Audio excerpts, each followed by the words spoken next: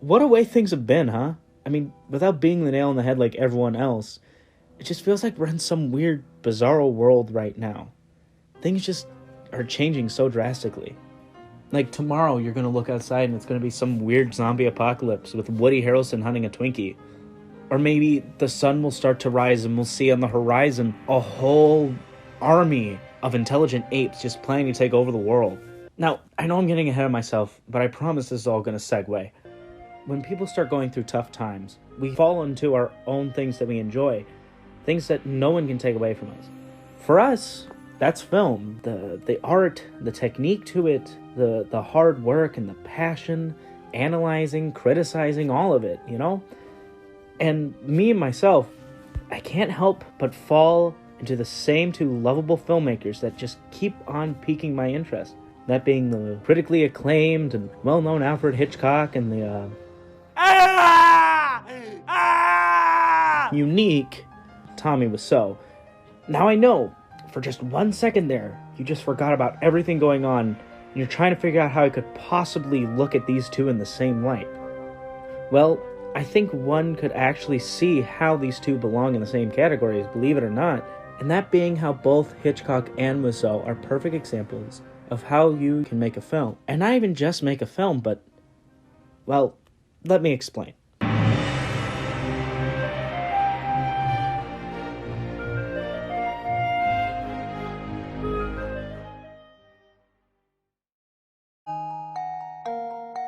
Before we get into the whole point of this video, let's just recap both the directors really quick. Hitchcock is one that everyone knows.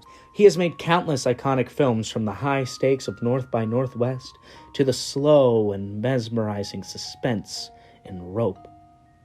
And what makes these films so well known is due to the man who's behind the camera, and that's Hitchcock himself. He practically built an empire due to his success at being the master of suspense. He would go on countless takes to get the right shot. Psycho being one of the films where he spent days, literal days, to get 45 seconds of this scene.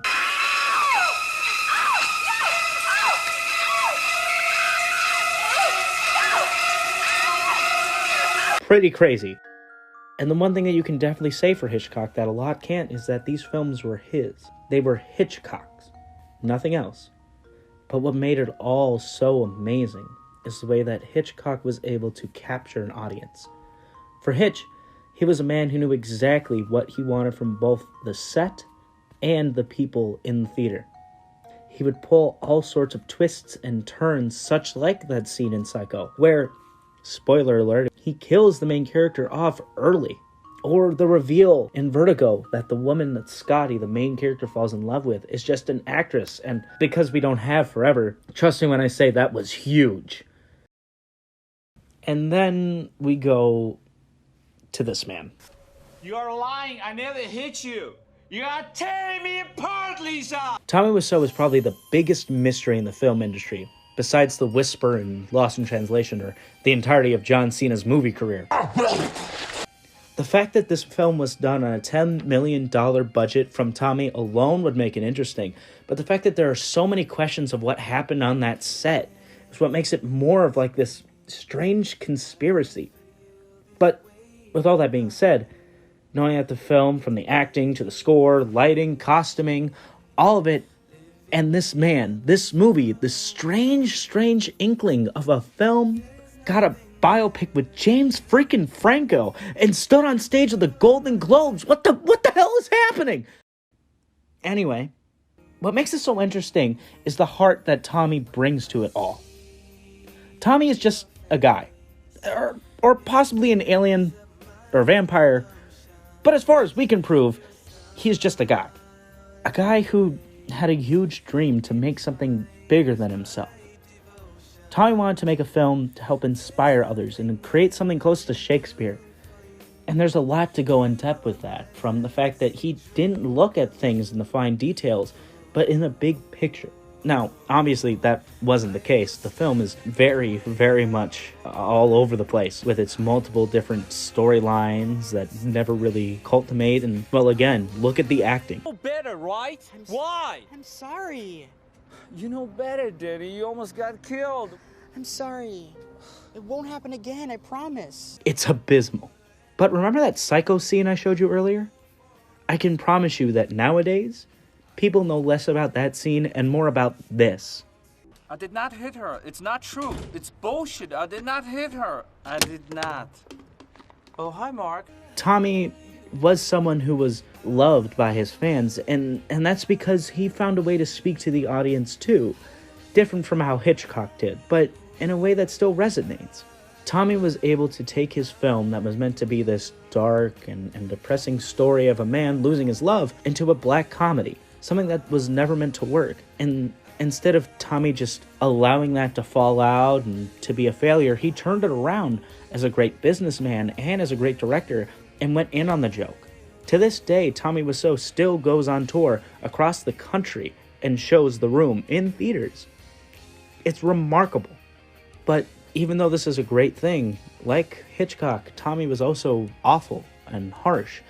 He was bitter on his sets. He was late to the call times that he would make all the time, and he would even refuse to give water to cast and crew.